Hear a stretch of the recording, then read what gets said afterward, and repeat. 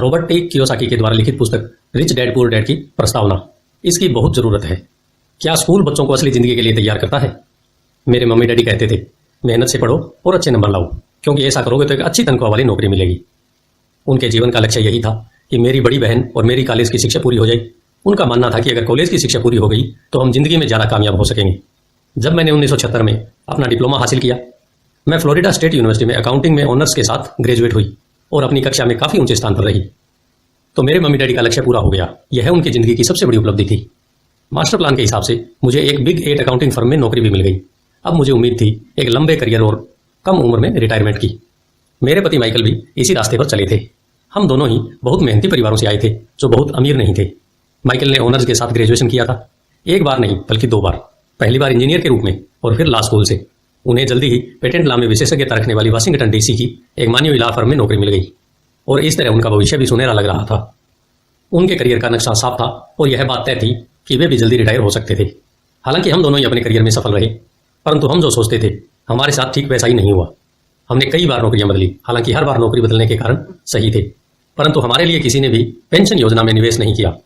हमारे retirement fund हमारे खुद के लगाए पैसों से बढ़ रहे थे। हमारी शादी बहुत सफल रही और हमारे 3 बच्चे हैं। उनमें से 2 कॉलेज में हैं और तीसरा अभी हाई स्कूल में गया ही है। हमने अपने बच्चों को सबसे अच्छी शिक्षा दिलाने में बहुत सा पैसा लगाया। 1996 में एक दिन मेरा बेटा स्कूल से घर लौटा। स्कूल से उसका मोह भंग हो गया था। वह पढ़ाई से ऊब चुका था। मैं उन विषयों को पढ़ने में इतना ज्यादा समय क्यों बर्बाद करूं जो असली जिंदगी में मेरे काम ही नहीं आएंगे? उसने विरोध किया। बिना सोचे विचारे ही मैंने जवाब दिया, क्योंकि अगर तुम्हारे अच्छे नंबर नहीं आए तो तुम कभी कॉलेज नहीं जा पाओगे, चाहे मैं कॉलेज जाऊं या ना जाऊं। उसने जवाब दिया, मैं अमीर बनकर दिखाऊंगा। अगर तुम कॉलेज से ग्रेजुएट नहीं होगे तो तुम्हें कोई अच्छी नौकरी नहीं मिलेगी। मैंने एक मां की तरह चिंतित और आशंकित होकर कहा, बिना अच्छी नौकरी के तुम किस तरह अमीर बनने के सपने देख सकते हो? मेरे बेटे ने मुस्कुराकर अपने सिर को बोरियत भरे अंदाज में हिलाया। हम यह चर्चा कई बार पहले भी कर चुके थे। उसने अपने सिर को झुकाया और अपनी आंखें घुमाने लगा। मेरी समझदारी भरी सलाह एक बार फिर उसके कानों के भीतर नहीं गई थी। हालांकि वह स्मार्ट और प्रबल इच्छा शक्ति वाला युवक था, परंतु वह नम्र और शालीन भी था। मम्मी, उसने बोलना शुरू किया और भाषण सुनने की बारी अब मेरी थी। समय के साथ चलिए, अपने चारों तरफ देखिए। सबसे अमीर लोग अपनी शिक्षा के कारण इतने अमीर नहीं बने हैं। माइकल जॉर्डन और मैडोना को देखिए। यहां तक कि बीच में ही हार्वर्ड छोड़ देने वाले बिल गेट्स ने माइक्रोसॉफ्ट कायम किया। आज वे अमेरिका के सबसे अमीर व्यक्ति हैं और अभी उनकी उम्र भी 30 से 40 के बीच में ही है। और उस बेसबॉल पिचर के बारे में तो आपने सुना ही होगा, जो हर साल $40 लाख कमाता है, जबकि उस पर दिमागी तौर पर कमजोर होने का लेबल लगा हुआ है। हम दोनों काफी समय तक चुप रहे। अब मुझे यह समझ में आने लगा था कि मैं अपने बच्चों को वही सलाह दे रही थी जो मेरे माता पिता ने मुझे दी थी। हमारे चारों तरफ की दुनिया बदल रही थी, परंतु हमारी सलाह नहीं बदली थी।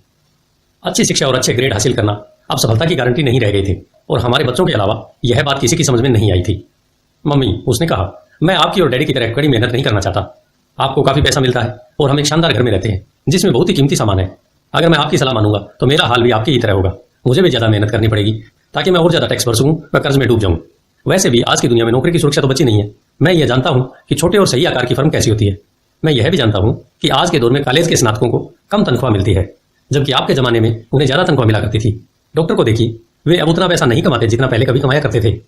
मैं जानता हूं कि मैं रिटायरमेंट के लिए सामाजिक सुरक्षा या कंपनी पेंशन पर भरोसा नहीं कर सकता। अपने सवालों के मुझे नए जवाब चाहिए। वह सही था, उसे नए जवाब चाहिए थे और मुझे भी। मेरे माता पिता की सलाह उन लोगों के लिए सही हो सकती थी जो 1945 के पहले पैदा हुए थे, पर यह उन लोगों के लिए विनाशकारी साबित हो सकती थी जिन्होंने तेजी से बदल रही दुनिया में जन्म लिया था। अब मैं अपने बच्चों से यह सीधी सी बात नहीं कह सकती थी, स्कूल जाओ, अच्छे ग्रेड हासिल करो और किसी सुरक्षित नौकरी की तलाश करो। मैं जानती थी कि मुझे अपने बच्चों की शिक्षा को सही दिशा देने के लिए नए तरीकों की खोज करनी होगी। एक माँ और एक अकाउंटेंट होने के नाते मैं इस बात से परेशान थी कि स्कूल में बच्चों को धन संबंधी शिक्षा या वित्तीय शिक्षा नहीं दी जाती। हाई स्कूल खत्म होने से पहले ही आज के युवाओं के पास अपना क्रेडिट कार्ड होता है। यह बात अलग है कि उन्होंने कभी धन संबंधी पाठ्यक्रम में भाग नहीं लिया होता है और उन्हें यह भी नहीं पता होता कि इसे किस तरह निवेश किया जाता है। इस बात का ज्ञान तो दूर की बात है कि क्रेडिट कार्ड पर चक्रवृद्धि ब्याज की गणना किस तरह की जाती है। इसे आसान भाषा में कहें तो उन्हें धन संबंधी शिक्षा नहीं मिलती और यह ज्ञान भी नहीं होता कि पैसा किस तरह काम करता है। इस तरह वे उस दुनिया का सामना करने के लिए कभी तैयार नहीं हो पाते जो उनका इंतजार कर रही है। एक ऐसी दुनिया जिसमें बचत से ज्यादा महत्व खर्च को दिया जाता है। जब मेरा सबसे बड़ा बेटा कॉलेज की शुरुआती दिनों में अपने क्रेडिट कार्ड को लेकर कर्ज में डूब गया तो मुझे उसके क्रेडिट कार्ड को नष्ट करने में उसकी मदद करनी पड़ी। साथ ही मैं ऐसी तरकीब भी खोजने लगी जिससे मेरे बच्चों में पैसे की समझ आ सके। पिछले साल एक दिन मेरे पति ने मुझे अपने ऑफिस से फोन किया। मेरे सामने एक सज्जन बैठे हैं और मुझे लगता है कि तुम उनसे मिलना चाहोगी। उन्होंने कहा, उनका नाम रॉबर्ट कियोसाकी है। वे एक व्यवसायी और निवेशक हैं तथा वे एक शैक्षणिक उत्पाद का पेटेंट करवाना चाहते हैं। मुझे लगता है कि तुम इसी चीज की तलाश कर रही थी जिसकी मुझे तलाश थी। मेरे पति माइक रॉबर्ट कियोसाकी द्वारा बनाई जा रही नई शैक्षणिक उत्पाद कैश फ्लो से इतने प्रभावित थे कि उन्होंने इसके परीक्षण में हमें बुलवा लिया। यह एक शैक्षणिक खेल था। इसलिए मैंने स्थानीय विश्वविद्यालय में पढ़ रही अपनी 19 वर्षीय बेटी से भी पूछा कि क्या वह मेरे साथ चलेगी, और वह तैयार हो गई। इस खेल में हम लगभग 15 लोग थे जो 3 समूह में विभाजित थे। माइक सही थे। मैं इसी तरह के शैक्षणिक उत्पाद की खोज कर रही थी। यह किसी रंगीन मोनोपोली बोर्ड की तरह लग रहा था जिसके बीच में एक बड़ा सा चूहा था, परंतु मोनोपोली से यह इस तरह अलग था कि इसमें 2 रास्ते थे, एक अंदर और दूसरा बाहर। खेल का लक्ष्य था अंदर वाले रास्ते से बाहर निकलना, जिसे रॉबर्ट चूहा दौड़ कहते थे, और बाहरी रास्ते पर पहुंचना या तेज रास्ते पर जाना। रॉबर्ट के मुताबिक तेज रास्ता हमें यह बताता है कि असली जिंदगी में अमीर लोग किस तरह पैसे का खेल खेलते हैं। रॉबर्ट ने हमें चूहा दौड़ के बारे में बताया। अगर आप किसी भी औसत रूप से शिक्षित, कड़ी मेहनत करने वाले आदमी की जिंदगी को देखें, उसमें आपको एक सा ही सफर दिखेगा।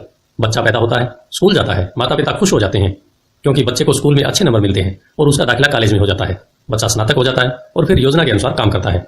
वह किसी आसान सुरक्षित नौकरी या करियर की तलाश करता है। बच्चे को ऐसा ही काम मिल जाता है। शायद वह डॉक्टर या वकील बन जाता है, या वह सेना में भर्ती हो जाता है, या फिर वह सरकारी नौकरी करने लगता है। बच्चा पैसे कमाता है, उसके पास थोक में क्रेडिट कार्ड आने लगते हैं, और अगर अब तक उसने खरीदारी करना शुरू नहीं किया है तो अब जमकर खरीदारी शुरू हो जाती है।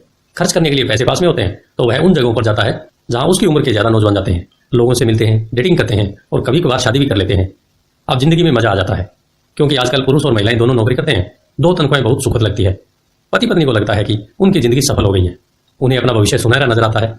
अब वे घर, कार, टेलीविजन खरीदने का फैसला करते हैं, छुट्टियां मनाने कहीं चले जाते हैं, और फिर उनके बच्चे हो जाते हैं। बच्चों के साथ उनके खर्चे भी बढ़ जाते हैं। खुशहाल पति पत्नी सोचते हैं कि ज्यादा पैसा कमाने के लिए अब उन्हें ज्यादा मेहनत करना चाहिए। उनका करियर अब उनके लिए पहले से ज्यादा मायने रखता है। वे अपने काम में ज्यादा मेहनत करने लगते हैं ताकि उन्हें प्रमोशन मिल जाए या उनकी तनख्वाहें बढ़ जाए। तनख्वाह बढ़ती है पर उसके साथ ही दूसरा बच्चा भी पैदा हो जाता है। अब उन्हें एक बड़े घर की जरूरत महसूस होती है। वे नौकरी में और भी ज्यादा मेहनत करते हैं, बेहतर कर्मचारी बन जाते हैं और ज्यादा मन लगाकर काम करने लगते हैं। ज्यादा विशेषज्ञता हासिल करने के लिए वे एक बार फिर किसी स्कूल में जाते हैं ताकि वे ज्यादा पैसा कमा सके। हो सकता है कि वे दूसरा काम भी खोज लें।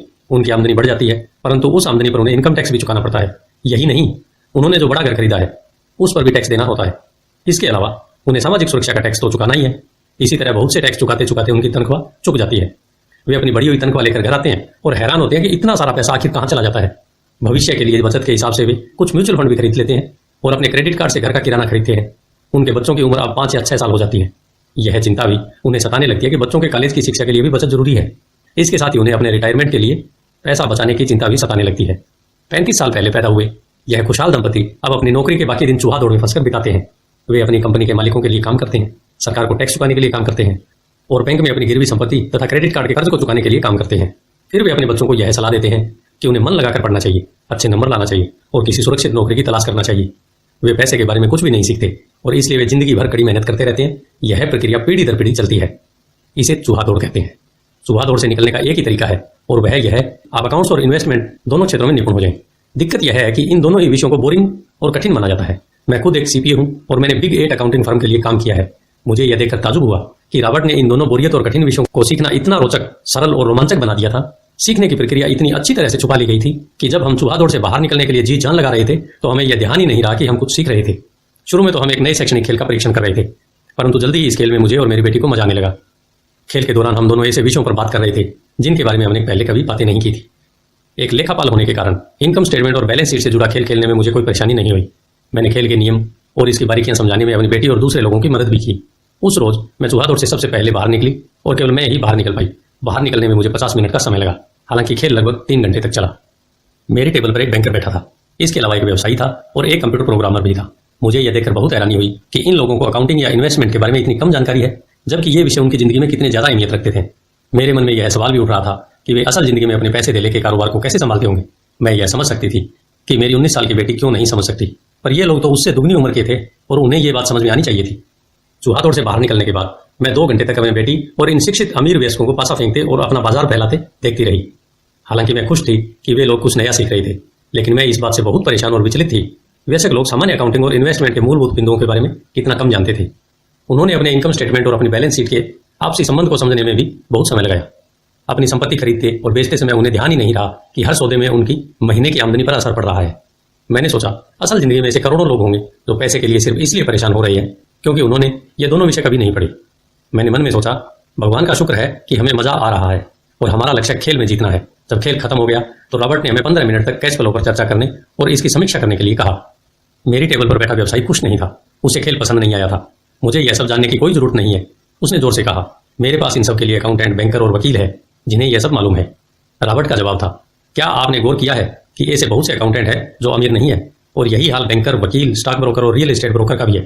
वे बहुत कुछ जानते हैं और प्राय वे लोग स्मार्ट होते हैं, परंतु उनमें से ज़्यादातर अमीर नहीं होते, क्योंकि हमारे स्कूल में वह सब नहीं सिखाते जो अमीर लोग जानते हैं। इसलिए हम इन लोगों को सलाह देते हैं। परंतु एक दिन जब आप किसी हाईवे पर कार से जाते हैं, आप ट्रैफिक जाम में फंस जाते हैं, आप बाहर निकलने के लिए छटपटाते हैं। जब आप अपनी दाईं तरफ देखते हैं तो वहां आप देखते हैं कि आपका अकाउंटेंट भी उसी ट्रैफिक जाम में फंसा हुआ है। फिर आप बाईं तरफ देखते हैं और आपको वहां आपका बैंकर भी उसी हाल में नजर आता है। इससे आपको हालात का अंदाजा हो जाएगा। कंप्यूटर प्रोग्रामर भी इस खेल से प्रभावित नहीं हुआ था। यह सीखने के लिए मैं सॉफ्टवेयर खरीद सकता हूँ। बैंकर जरूर प्रभावित हुआ था। मैंने स्कूल में अकाउंटिंग सीखा था, परंतु मैं अब तक यह नहीं समझ पाया था कि इसे असल जिंदगी में किस तरह काम में लाया जाए। अब मैं समझ गया हूँ, मुझे चूहा दौड़ से बाहर निकलने के लिए खुद को तैयार करने की जरूरत है। परंतु मेरी पुत्री के विचारों से मैं सबसे ज्यादा रोमांचित हुई। उन्होंने कहा, मुझे सीखने में बड़ा मजा आया। मैंने इस बारे में बहुत कुछ सीखा कि पैसा असली जिंदगी में किस तरह काम करता है और इसका निवेश किस तरह करना चाहिए। फिर उसने आगे कहा, अब मैं जानती हूं कि मैं अपनी काम करने के लिए किस तरह का व्यवसाय चुनूं, और यह व्यवसाय चुनने का कारण नौकरी की सुरक्षा, उससे मिलने वाले फायदे या तनख्वाह नहीं होंगे। अगर मैं इस खेल में सिखाई जाने वाली बातें सीख जाती हूं तो मैं कुछ भी करने के लिए आजाद हूं, और वह सीखने के लिए आजाद हूं जो मैं दिल से सीखना चाहती हूं। अभी तक मुझे उस खेल को सीखना पड़ता था जिससे मुझे नौकरी पाने में मदद मिले। अब मैं यह खेल सीख जाती हूं तो मुझे नौकरी की सुरक्षा और सामाजिक सुरक्षा की ज्यादा चिंता नहीं होगी, जैसी कि मेरी बहुत सी सहेलियों को होती है। खेल खत्म होने के बाद मुझे रॉबर्ट से बात करने के लिए ज्यादा समय नहीं मिला। हमने उसकी योजना पर आगे बातें करने के लिए बाद में मिलने का फैसला किया। इतना तो मैं जानती थी कि इस खेल के बहाने रॉबर्ट यह चाहते थे कि लोगों में पैसे की बेहतर समझ विकसित हो जाए। यही कारण था कि मैं उनकी योजनाओं के बारे में ज्यादा जानने के लिए उत्सुक थी। मेरे पति और मैंने रॉबर्ट और उनकी पत्नी के साथ अगले हफ्ते डिनर मीटिंग रख ली। हालांकि यह हमारा पहला सामाजिक मेलजोल था, फिर भी मुझे ऐसा महसूस हो रहा था जैसे हम एक दूसरे को वर्षों से जानते हों। हमने पाया कि हमें बहुत सी बातें एक जैसी है। हमने बहुत से विषयों पर बातें की, खेलों, नाटकों, रेस्तराओं और सामाजिक आर्थिक विषयों पर। हमने बदलती हुई दुनिया के बारे में बातें की। हमने इस मुद्दे पर बहुत समय तक विचार किया कि ज्यादातर अमेरिकी कैसे अपने रिटायरमेंट के लिए बहुत कम पैसा बचा पाते हैं या बिल्कुल नहीं बचा पाते। हमने सामाजिक सुरक्षा और मेडिकेयर की लगभग दिवालिया हालात पर भी चर्चा की। क्या हमारे बच्चों को 7.5 करोड़ वृद्ध लोगों के लिए रिटायरमेंट के लिए पैसा चुकाना होगा? हम हैरान थे कि लोग पेंशन योजना के भरोसे बैठकर कितना बड़ा खतरा मोल ले रहे हैं। रॉबर्ट की सबसे बड़ी चिंता यह थी कि अमीरों और गरीबों के बीच फासला लगातार बढ़ता जा रहा है। ऐसा न सिर्फ अमेरिका में हो रहा है बल्कि पूरी दुनिया में हो रहा है। रॉबर्ट स्वयं शिक्षित और स्वनिर्मित व्यवसायी थे। वे दुनिया भर में निवेश कर चुके थे और 47 वर्ष की उम्र में रिटायर होने में सफल हो गए थे। वे काम इसलिए कर रहे थे क्योंकि उन्हें भी वही चिंता थी जो मुझे अपने बच्चों को लेकर सता रही थी। वे जानते हैं कि दुनिया बदल चुकी है, परंतु इसके बावजूद शिक्षा पद्धतियां बिल्कुल नहीं बदली है। रॉबर्ट के अनुसार बच्चे सालों तक दकियानुसार शिक्षा पद्धति में अपना समय गुजारते हैं और ऐसे विषय पढ़ते हैं जो उनके जीवन में कभी भी कहीं भी काम नहीं आने वाले हैं, और वे ऐसी दुनिया के लिए तैयारी करते हैं जिसका अब नामो निशान भी नहीं बचा है। आज आप किसी भी बच्चे को जो सबसे खतरनाक सलाह दे सकते हैं वह यह है, स्कूल जाओ, अच्छे नंबर लाओ और सुरक्षित नौकरी ढूंढो। उन्होंने कहा, यह पुरानी सलाह है और यह खराब सलाह है। अगर आप यह देख सकते हैं कि एशिया, यूरोप, दक्षिण अमेरिका में क्या हो रहा है तो आप भी उतनी ही चिंतित होंगे जितनी कि मैं। रॉबर्ट के अनुसार यह बुरी सलाह है, क्योंकि अगर आप चाहते हैं कि आपके बच्चे का भविष्य आर्थिक रूप से सुरक्षित हो तो आप पुराने नियमों के सारे नए खेल को नहीं खेल सकते। यह बहुत खतरनाक होगा। मैंने उनसे पूछा कि पुराने नियमों से उनका क्या मतलब है। मेरी तरह के लोग अलग तरह के नियमों से खेलते हैं और आपकी तरह के लोग पुराने नियमों की लीक पर ही चलते रहते हैं। उन्होंने कहा, क्या होता है जब कोई कॉर्पोरेशन स्टाफ कम करने की घोषणा करता है, लोगों को नौकरी से निकाल दिया जाता है, परिवार तबाह हो जाते हैं, बेरोजगारी बढ़ जाती है। हाँ, परंतु कंपनी पर इसका क्या असर पड़ता है, खासकर जब वह कंपनी स्टॉक एक्सचेंज में दर्ज हो। जब स्टाफ कम करने की घोषणा होती है तो स्टॉक की कीमतें बढ़ जाती हैं। मैंने कहा, जब कंपनी तनख्वाह का खर्चा कम करती है तो बाजार इस बात को पसंद करता है, ऐसा चाहे स्टाफ कम करने के लिए किया जाए या फिर कंप्यूटर के माध्यम से किया जाए। उन्होंने कहा, आप ठीक कह रही हैं, और जब स्टॉक की कीमतें बढ़ती हैं तो मेरी तरफ से लोग, यानी जिनके पास उस कंपनी के शेयर होते हैं, वे ज्यादा अमीर हो जाते हैं। अलग तरह के नियमों से मेरा यही आशय है, कर्मचारी हारते हैं, मालिक और निवेशक जीतते हैं। रॉबर्ट कर्मचारी और मालिक के बीच के फर्क को समझा रहे थे। यह फर्क था अपनी किस्मत पर खुद अपना नियंत्रण होना या फिर आपकी किस्मत पर किसी दूसरे का नियंत्रण होना। परंतु ज्यादातर लोग यह नहीं समझ सकते कि ऐसा क्यों होता है।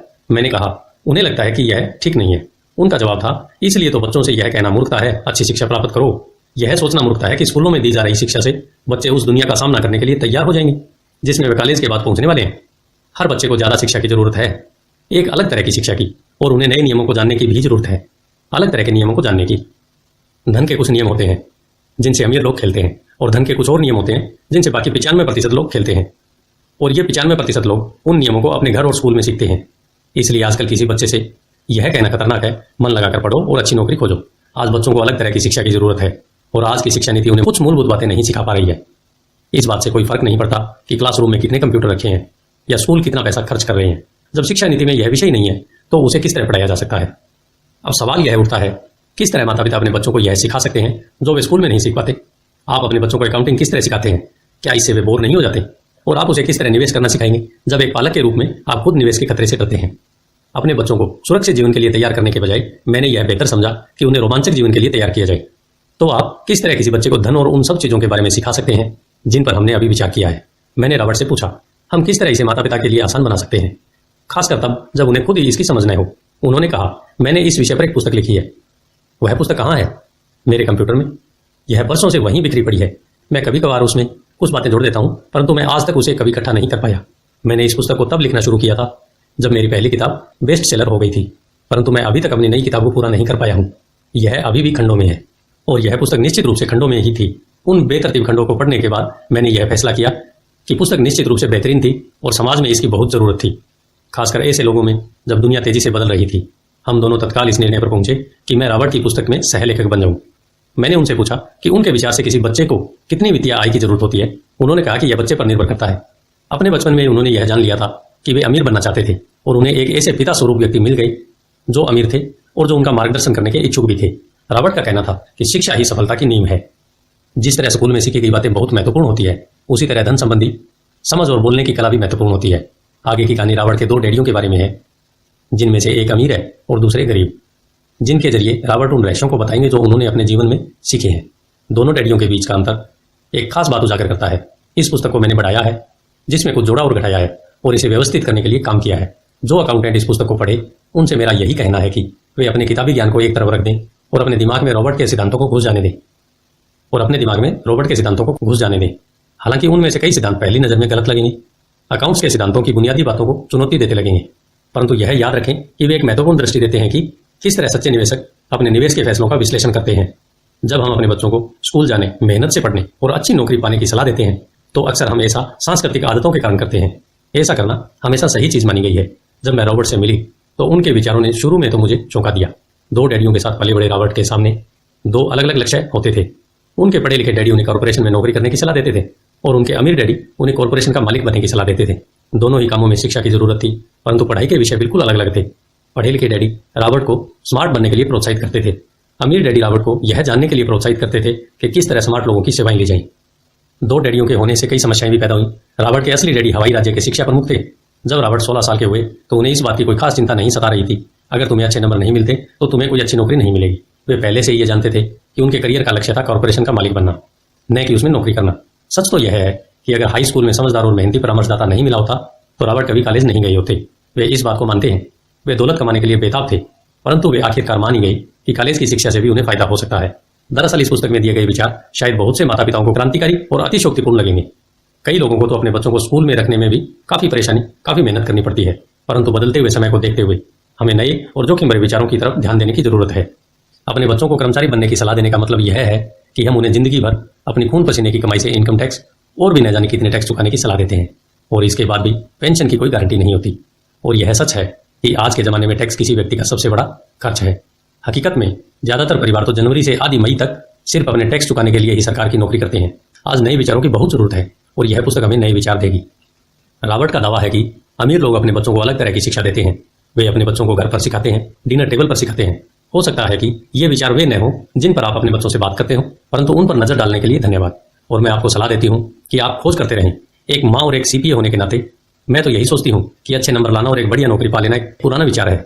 हमें अपने बच्चों को नए तरह के विचार देने होंगे। हमें उन्हें अलग तरह की शिक्षा देनी होगी। शायद हम अपने बच्चों को यह सिखाएं कि अच्छे कर्मचारी होने के साथ साथ वे अपना खुद का निवेश कॉर्पोरेशन भी खोल सकें। दोनों का यह तालमेल बढ़िया रहेगा। एक माँ होने के नाते मुझे उम्मीद है कि यह पुस्तक सभी अभिभावकों के लिए फायदेमंद होगी। रॉबर्ट लोगों को यह बताना चाहते हैं कि कोई भी व्यक्ति अगर ठान ले तो अमीर बन सकता है। अगर आप एक माली या गेटकीपर हैं या पूरी तरह बेरोजगार हैं, तो भी आप में खुद को अपने और अपने परिवार के लोगों को धन संबंधी बातें सिखाने की काबिलियत है। यह याद रखें कि धन संबंधी बुद्धि वह दिमागी तरीका है जिससे हम अपनी धन संबंधी समस्याओं को सुलझाते हैं। आज हम ऐसे विश्वव्यापी तकनीकी परिवर्तनों का सामना कर रहे हैं जिनका सामना हमने आज से पहले कभी नहीं किया। किसी के पास भी जादू की पुड़िया नहीं है, परंतु एक बात तो तय है, ऐसे परिवर्तन हमारे सामने आने वाले हैं जो हमारे यथार्थ से परे हैं। कौन जाने भविष्य हमारे लिए क्या लाता है, पर जो भी हो हमारे पास दो मूलभूत विकल्प मौजूद है। या तो हम सुरक्षा की राह पर चलें या फिर हम स्मार्ट बनकर खुद को धन संबंधी क्षेत्रों में शिक्षित करें और अपने बच्चों की धन संबंधी प्रतिभा को भी जागृत करें। शेरान लेक्टर।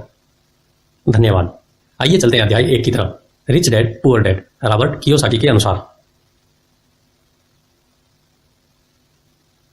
अध्याय 1 rich dad poor dad. Robert Kiyosaki के अनुसार मेरे दो डैडी थे, एक अमीर और दूसरे गरीब।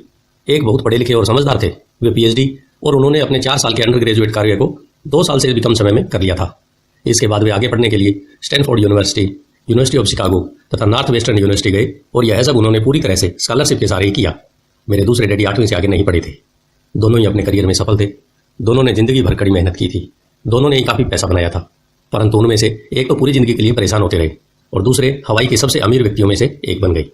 एक डैडी के मरने पर उनके परिवार, चर्च और जरूरतमंदों को करोड़ों डॉलर की दौलत मिली और दूसरे अपने पीछे कर्ज छोड़कर मर गए। मेरे दोनों डैडी इरादे के पक्के, चमत्कारी और प्रभावशाली थे। दोनों ने मुझे सलाह दी, परंतु उनकी सलाहें एक सी नहीं थी। दोनों ही शिक्षा पर बहुत जोर देते थे, परंतु उनके द्वारा सुझाए गए पढ़ाई के विषय अलग अलग थे। अगर मेरे पास केवल एक ही डैडी होते तो मैं या तो उनकी सलाह मान लेता या फिर उसे ठुकरा देता। चूंकि सलाह देने वाले 2 थे, इसलिए मेरे पास 2 विरोधाभासी विचार होते थे। किसी भी एक विचार को सीधे सीधे मान लेने या न मानने के बजाय मैं उनकी सलाहों पर काफी सोच विचार करता, उनकी तुलना करता था और फिर खुद के लिए फैसला किया करता था। समस्या यह थी कि अमीर डैडी अभी अमीर नहीं थे और गरीब डैडी अभी गरीब नहीं थे। दोनों ही अपने करियर शुरू कर रहे थे और दोनों ही दौलत तथा परिवार के लिए मेहनत कर रहे थे, परंतु पैसे के बारे में दोनों के विचार और नजरिए एकदम अलग थे। उदाहरण के तौर पर एक डैडी कहते थे पैसे का मोह ही सभी बुराइयों की जड़ है, जबकि दूसरे डैडी कहा करते थे पैसे की कमी ही सभी बुराइयों की जड़ है। जब मैं छोटा था तो मुझे दोनों डैडियों की अलग अलग सलाहों से दिक्कत होती थी। एक अच्छा बच्चा होने के नाते मैं दोनों की बातें सुनना चाहता था। परेशानी यह थी कि दोनों एक सी बातें नहीं करते थे। उनके विचारों में जमीन आसमान का फर्क था, खासकर पैसे के मामले में। मैं काफी लंबे समय तक यह सोचा करता कि उनमें से किसने क्या कहा, क्यों कहा और उसका परिणाम क्या होगा। मेरा बहुत सा समय सोच विचार में ही गुजर जाता था। मैं खुद से बार बार इस तरह के सवाल पूछा करता, उन्होंने ऐसा क्यों कहा, और फिर दूसरे डैडी के द्वारा कही हुई बातों के बारे में भी इसी तरह के सवाल पूछता। काश मैं यह बोल सकता, हाँ वे बिल्कुल सही हैं, मैं उनकी बातों से पूरी तरह सहमत हूँ, या यह कहकर मैं सीधे उनकी बात ठुकरा सकता था। बूढ़े को यह भी नहीं पता कि वह क्या कह रहा है। क्योंकि दोनों ही मुझे प्यार करते थे, इसलिए मुझे खुद के लिए सोचने पर मजबूर होना पड़ा। इस तरह सोचना मेरी आदत बन गई, जो आगे चलकर मेरे लिए बहुत फायदेमंद साबित हुई। अगर मैं एक तरह से ही सोच पाता तो यह मेरे लिए इतना फायदेमंद नहीं होता। धन दौलत का विषय स्कूल में नहीं बल्कि घर पर पढ़ाया जाता है। शायद इसीलिए अमीर लोग और ज्यादा अमीर होते जाते हैं, जबकि गरीब और ज्यादा गरीब होते जाते हैं और मध्यम वर्ग कर्ज में डूबा रहता है। हम में से ज्यादातर लोग पैसे के बारे में अपने माता पिता से सीखते हैं। कोई गरीब माता पिता अपने बच्चों को पैसे के बारे में क्या सिखा सकता है? वह सिर्फ इतना ही कह सकता है, स्कूल जाओ और मेहनत से पढ़ो। हो सकता है वह बच्चा अच्छे नंबर से कॉलेज की पढ़ाई पूरी कर ले, फिर भी पैसे के मामले में उसकी मानसिकता और उसके सोचने का ढंग एक गरीब आदमी जैसा ही बना रहेगा। यह सब उसने तब सीखा था जब वह छोटा बच्चा था। धन का विषय स्कूलों में नहीं पढ़ाया जाता। स्कूलों में शैक्षणिक और व्यावसायिक निपुणताओं पर जोर दिया जाता है, न कि धन संबंधी निपुणता पर। इससे यह साफ हो जाता है कि जिन स्मार्ट बैंकर्स, डॉक्टर्स और अकाउंटेंट्स के स्कूल में अच्छे नंबर आते हैं, वे जिंदगी भर पैसे के लिए संघर्ष क्यों करते हैं। हमारे देश पर जो भारी कर्ज लदा हुआ है वह काफी हद तक उन उच्च शिक्षित राजनेताओं और सरकारी अधिकारियों के कारण है जो आर्थिक नीतियां बनाते हैं। और मजे की बात यह है कि वे धन के बारे में बहुत कम जानते हैं। मैं अक्सर नई सदी में आने वाली समस्याओं के बारे में सोचता हूँ। तब क्या होगा जब हमारे पास ऐसे करोड़ों लोग होंगे जिन्हें आर्थिक और चिकित्सकीय मदद की जरूरत होगी। धन संबंधी मदद के लिए या तो वे अपने परिवारों पर या फिर सरकार पर निर्भर होंगे। क्या होगा जब मेडिकेयर और सोशल सिक्योरिटी के पास पैसा खत्म हो जाएगा?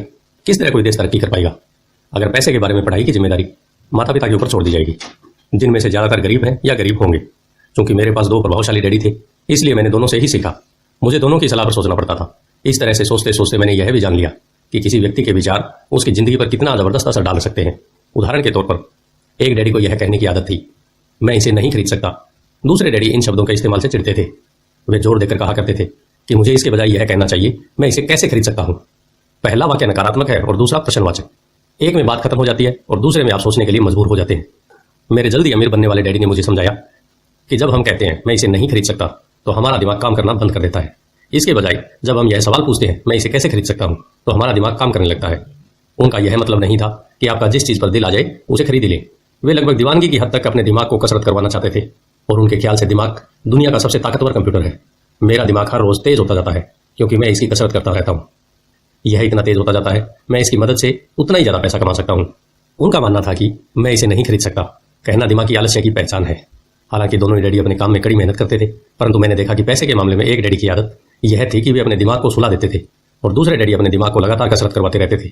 इसका दीर्घकालीन नतीजा यह निकला कि एक डैडी आर्थिक रूप से बहुत अमीर होते चले गए, जबकि दूसरे डैडी लगातार कमजोर होते चले गए। इसे इस तरह से समझे कि एक व्यक्ति हर रोज कसरत करने के लिए जिम जाता है, जबकि दूसरा व्यक्ति अपने सोफे पर बैठकर टीवी देखता रहता है। शरीर की सही कसरत से आप ज्यादा तंदुरुस्त हो सकते हैं और दिमाग की सही कसरत से आप ज्यादा अमीर हो सकते हैं। आलस्य से स्वास्थ्य और धन दोनों का ही नुकसान होता है। मेरे दोनों डैडियों की विचारधारा में जमीन आसमान का फासला था। एक डैडी की सोच थी कि अमीरों को ज्यादा टैक्स देना चाहिए ताकि बेचारे गरीबों को ज्यादा फायदा मिल सके, जबकि दूसरी डैडी सोचते थे टैक्स उन लोगों को सजा देता है जो उत्पादन करते हैं और उन लोगों को इनाम देता है जो उत्पादन नहीं करते।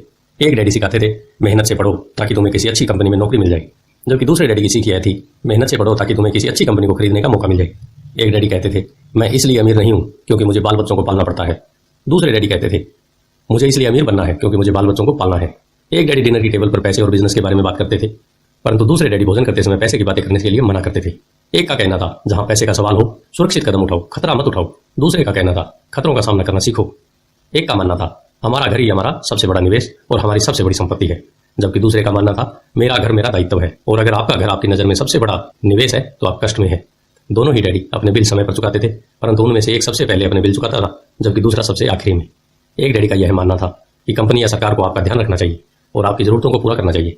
वे हमेशा तनख्वाह में बढ़ोतरी, रिटायरमेंट योजनाओं, मेडिकल लाभों, बीमारी की छुट्टी, छुट्टियों के दिन और बाकी सुविधाओं के लिए चिंतित रहते थे। वे अपने दो चाचाओं से बहुत प्रभावित थे जो सेना में चले गए थे और 20 साल के सक्रिय जीवन के बाद उन्होंने अपने रिटायरमेंट और जीवन भर के लिए आराम का इंतजाम कर लिया था। वे मेडिकल लाभ के विचार को पसंद करते थे और सेना द्वारा अपने रिटायर्ड कर्मचारियों को दी जा रही सुविधाओं की भी तारीफ करते थे। उन्हें विश्वविद्यालय का टेन्योर सिस्टम भी काफी पसंद था। कई बार नौकरी से आजीवन मिल रही सुरक्षा और नौकरी के लाभ नौकरी से ज्यादा महत्वपूर्ण हो जाते हैं। वे अक्सर यह कहते थे मैंने सरकार के लिए बहुत मेहनत से काम किया है, इसलिए बदले में मुझे ये लाभ मिलने चाहिए। दूसरे डैडी पूरी तरह से आर्थिक स्वावलंबन में विश्वास करते थे। वे सुविधा भोगी मानसिकता के विरोधी थे। वे यह मानते थे कि इस तरह की मानसिकता लोगों को कमजोर और आर्थिक रूप से जरूरतमंद बनाती है। उनका दृढ़ विश्वास था कि आदमी को आर्थिक रूप से सक्षम होना चाहिए। एक डैडी कुछ डॉलर बचाने के लिए परेशान रहते, दूसरे डैडी एक के बाद एक निवेश करते रहते। एक डैडी ने मुझे बताया कि अच्छी नौकरी तलाशने के लिए अच्छा बायोडाटा कैसे लिखा जाए। दूसरे ने मुझे यह सिखाया कि कैसे मजबूत व्यावसायिक और वित्तीय योजनाएं लिखी जाएं जिससे मैं नौकरियां दे सकूं। दो प्रभावशाली डैडियों के साथ रहने के कारण मुझे यह विश्लेषण करने का मौका मिला कि उनके विचारों का उनके जीवन पर कितना असर हो रहा है। मैंने पाया कि दरअसल लोग अपने विचारों से ही अपने जीवन को दिशा देते हैं।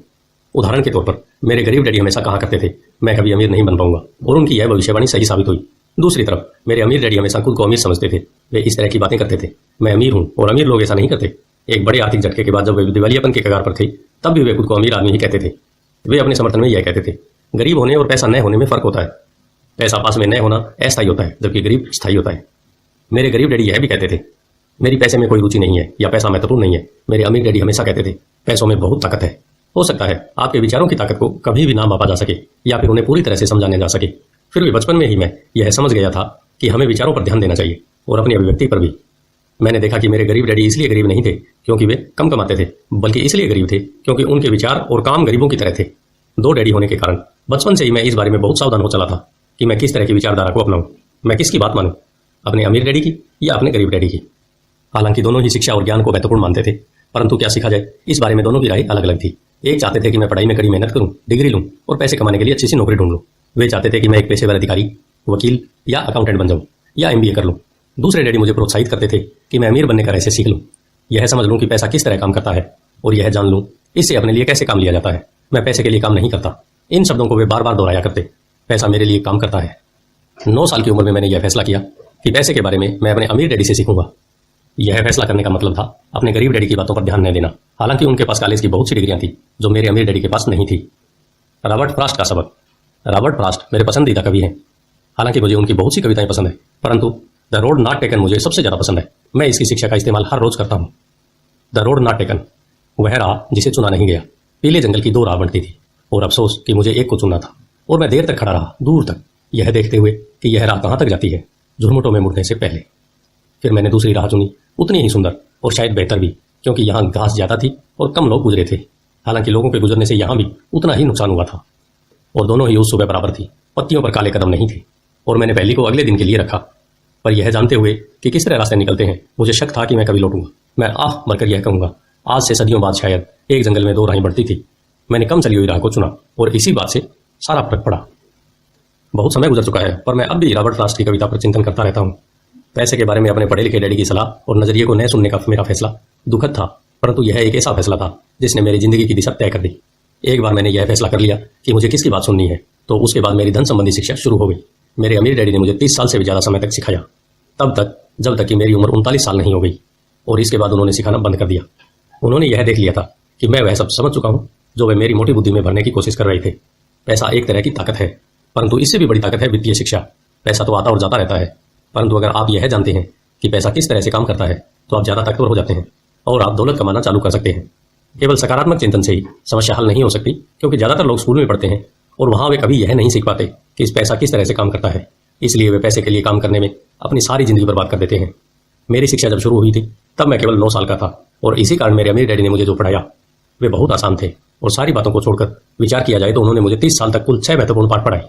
यह पुस्तक उन्हीं 6 पाठों के बारे में है और इसे भी उतना ही आसान बनाने की कोशिश की गई है जितना कि मेरे अमीर डैडी ने मुझे मेरे लिए आसान बनाया था। यह पाठ आपके लिए जवाब की तरह नहीं लिखे गए हैं बल्कि मार्गदर्शक की तरह लिखे गए हैं। ऐसे मार्गदर्शक जो ज्यादा अमीर बनने में आपकी और आपके बच्चों की मदद करेंगे, चाहे बदलती हुई इस अनिश्चित दुनिया में कुछ भी होता रहे। धन्यवाद। आइए चलते हैं अध्याय 2 की तरफ, जो है अमीर लोग पैसे के लिए काम नहीं करते। आपका दिन शुभ हो।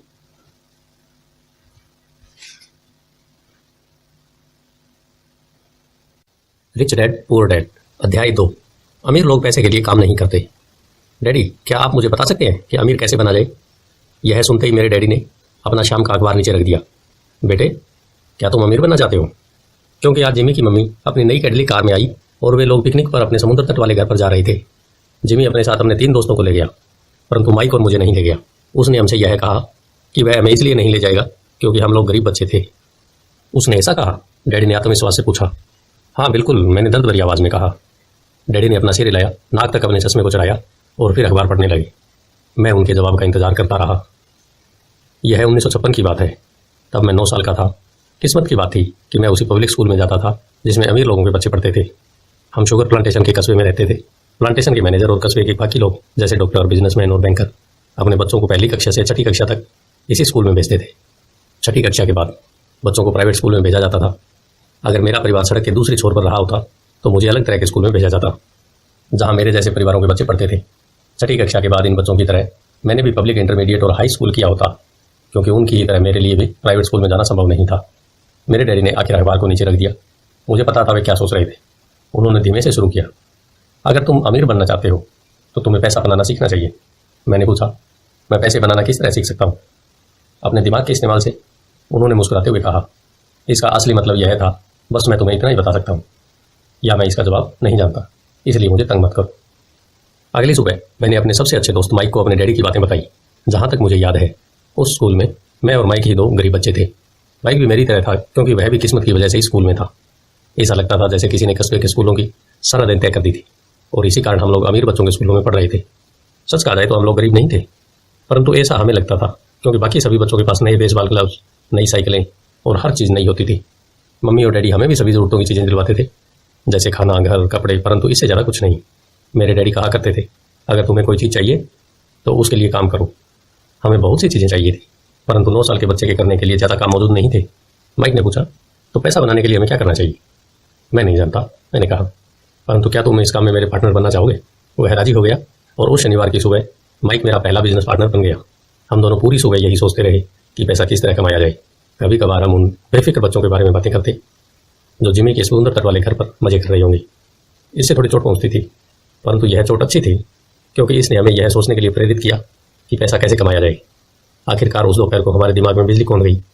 यह एक ऐसा विचार था जो माइक ने किसी विज्ञान की किताब में पढ़ा था।